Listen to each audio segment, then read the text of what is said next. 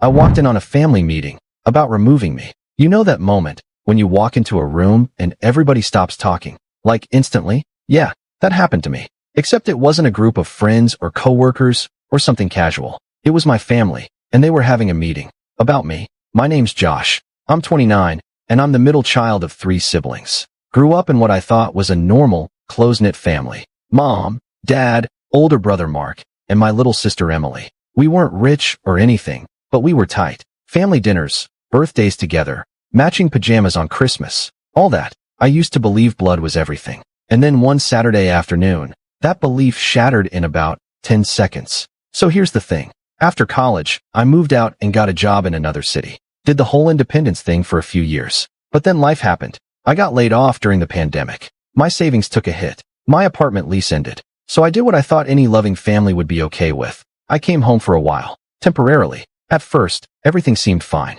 My parents were welcoming. My sister was happy I was back. Mark, well, he's always been a little distant. But nothing alarming. I helped around the house. Picked up groceries. Cleaned. Even paid for the internet when I could. I applied for jobs like crazy. Interviewed where I could. But things were slow. I started feeling like a bit of a burden, even though no one said anything. Still, I told myself it was just in my head. Until that Saturday. I'd gone out for a walk. Just needed some fresh air. When I came back, the house was too quiet. Not suspiciously quiet, just off. And I noticed the living room door was almost shut, which was weird, because that door is never shut. It always swings halfway open unless you hold it closed. And I heard voices. Low. Serious. I don't know what possessed me, but I stopped just outside the door. Not really to eavesdrop, just to figure out what was going on before barging in. And then I heard my name. Mark's voice. Cold. Matter of fact. He's been here 8 months, Mom. He's not even trying anymore. That hit me like a slap. Then my mom chimed in, but she sounded tired.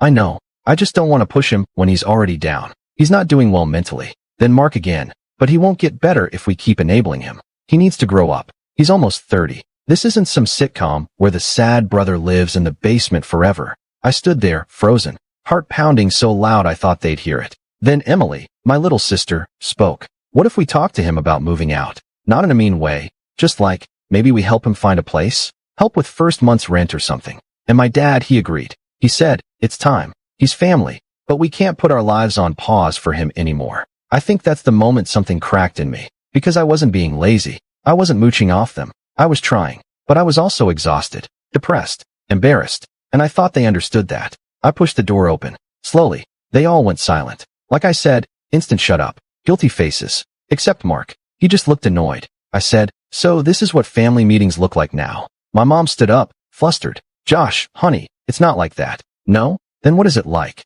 Emily looked like she wanted to cry. My dad opened his mouth, but nothing came out. Mark didn't miss a beat. You weren't supposed to hear it like this, but honestly, maybe it's for the best. I just laughed. Not because it was funny. Just because it was either that or break. You know what? Don't worry about kicking me out. I'll save you the trouble. I grabbed my stuff, what little I had, and left. No idea where I was going. I just knew I couldn't stay there another second. I ended up crashing on a friend's couch for a while. He was the one person I hadn't lost touch with over the years. When I told him what happened, he didn't even hesitate. Stay as long as you need, he said. He had a tiny apartment, barely enough space for himself, but he still made room for me. More than my own family did. And the messed up part? They didn't even call. Not for days. When my mom finally texted, it wasn't to apologize. It was to ask if I'd left some laundry in the machine. That's when it hit me. They weren't sorry. They weren't even conflicted. They were just relieved I made the decision for them. I can't tell you how much that broke me that I stayed quiet for a long time after that. Didn't message them.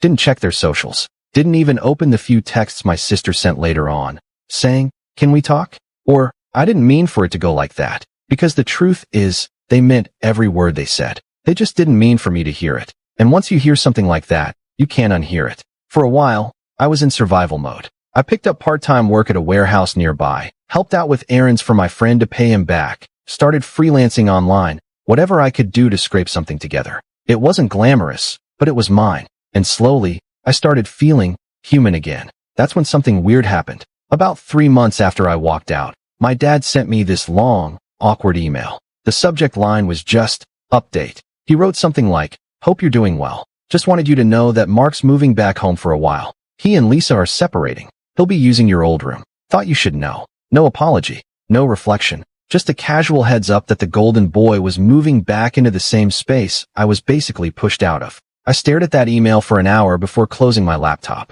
And yeah, I know I probably shouldn't have cared, but it hit me all over again. How quickly families rewrite the rules when it suits them. When I needed help, I was too old, a burden, an inconvenience. But when Mark needed it, suddenly, the doors were open, rooms ready, no meeting required. I didn't respond, but that was the moment I realized something. I wasn't just grieving what happened, I was grieving the version of my family I thought I had. The one that stuck together, the one that didn't keep score, the one that wasn't conditional. Turns out, that version never really existed. Or maybe it did, but only for the ones who fit their mold. A few months later, Emily reached out again. This time she called. I almost didn't pick up, but something told me to just hear her out. She said, "Josh, I'm so sorry. I didn't know how to speak up that day. I was scared. I should have defended you." I didn't say much, just listened. Then she told me something that kind of floored me. Apparently, my parents had been having money problems, the kind they never admitted to. Quiet debt, mortgage stress. Mark had been helping them behind the scenes,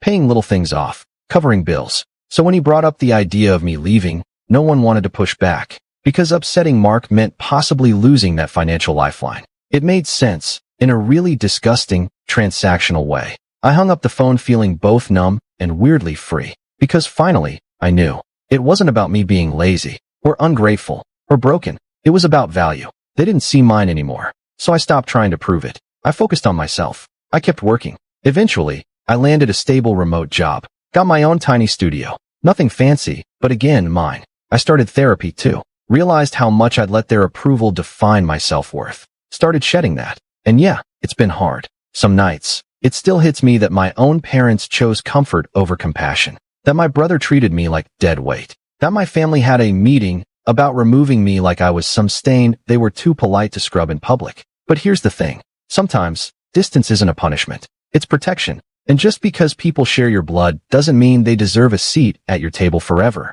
These days, my sister and I talk now and then. She's trying to rebuild that bridge. Slowly. I'm open to it, but I'm not rushing anything. My parents? Haven't heard from them since that email. Mark? Still living at home. Still Mark. And me? I'm finally living for me. If you've made it this far, thank you. Thank you for listening to my story. Not everyone gets to tell theirs, and even fewer get heard. Maybe you've been through something similar. Maybe you felt the sting of being treated like you didn't matter, like you were just disposable. If you have, just know you're not alone. And if this story made you feel something, even for a second, please consider hitting that subscribe button. Because this channel isn't about drama or shock value. It's about truth. About giving a voice to the people no one listened to the quiet moments of pain that never got the spotlight, to the ones who were pushed aside, talked over, or cast out. We're telling stories that people are afraid to admit are real. So if you want more raw, honest, sometimes painful, but always real-life stories, stick around. Leave a like, drop a comment, or just let the video play and feel the story. Because sometimes, that's all someone ever needed. I'll see you in the next one. And remember, some families are chosen. And sometimes, walking away is how you save yourself.